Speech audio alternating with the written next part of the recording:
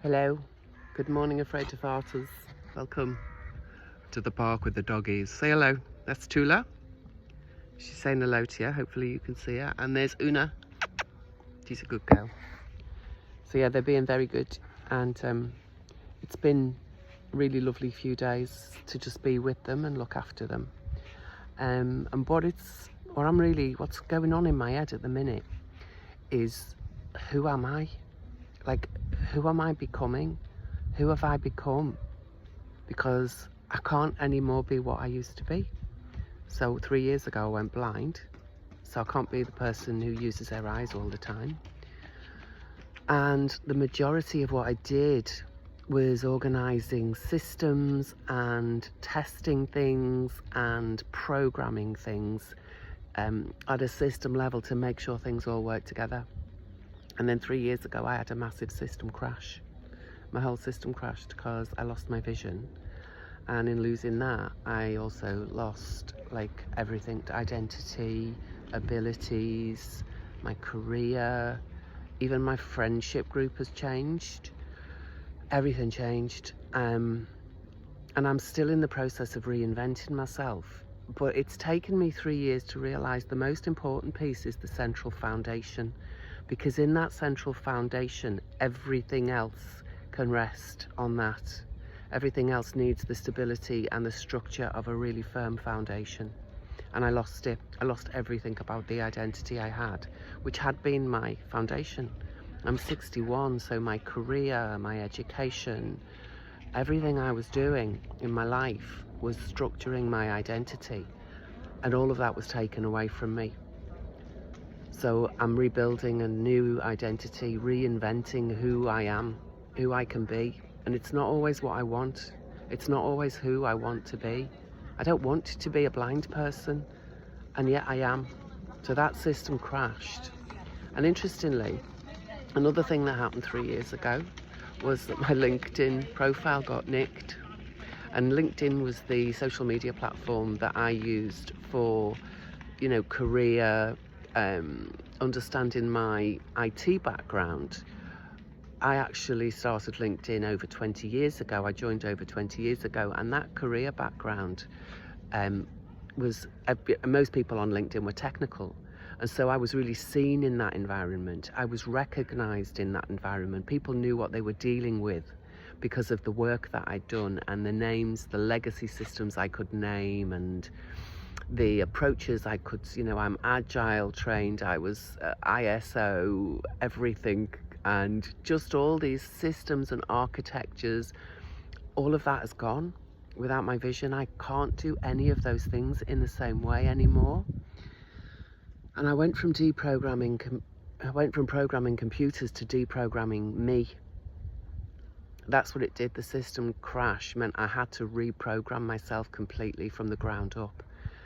And the one piece that's been the most foundational is my nervous system. Because for most of the past 3 years, I've been so dysregulated. In fact, for most of the 61 past years, I've been very dysregulated. But that crash 3 years ago took any smidgen of regulation away from my nervous system. And fortunately for me, I'd started to train in work that meant I understood the nervous system. I understand the biology, the physiology, the anatomy, the psychology, the neurology of the nervous system. That's the sort of stuff I'm interested in. So fortunately for me, I've got a really great instruction guide to help the rebuild of the structure of the new nervous system that I now need. There's many things I can't do anymore. I can't orient, I can't see where I am, I can't see that the horizon is level. But I can feel, and I can hear, and I can smell, and I can taste. And I've really developed a much higher level of instinct and intuition. And they're the things that are really helping now, because building up my new nervous system, my new identity, my new way of living, all depend upon that firm, stable, safe foundation. So discovering how to find safety in a body that no longer is able to see has brought me so many skills that I'm now using with loads of other people, and it's incredible. that nervous system that you've got. You know, what losses has it taken in your life? What grief is stored in your nervous system? What structures have broken down? What systems have crashed for you? Especially if you're like me, you know, if you're over 50. I mean, I'm over 60 now, but we are too old. The things that we used to be great at, the old legacy systems, they've all changed. They don't exist in the same way anymore. New technology comes in constantly, and the change and growth in technology is exponential. How do you keep up with all of that? How do you keep up with all of that? How can you sustain your own nervous system to stay in balance?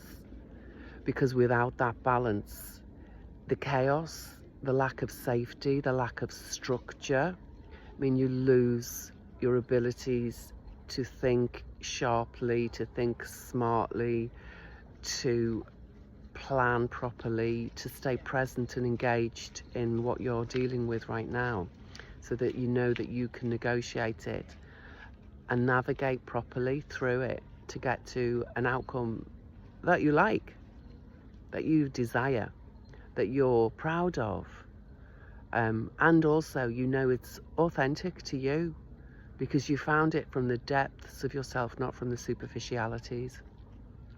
So the work I'm now doing to help restructure, rebuild and reorganize nervous systems, it started with mine. My system crash was huge. How big is yours? What's happened to you in the last 3 to 5 years that you really didn't expect, you had no strategy for? It was dramatic, it was unexpected, and you felt isolated. You felt isolated even from yourself, isolated from your own identity. These are all the things that help to understand where to start rebuilding. Where does the new foundation need to begin? Where is the structure and the safety in that? And that is actually the magic of this total crash. And it is magic, and it's very scary. But I tell you now, you need to know you're not on your own. You're not too late to the party. Reinvention can happen now for all of us. I'm proof of that.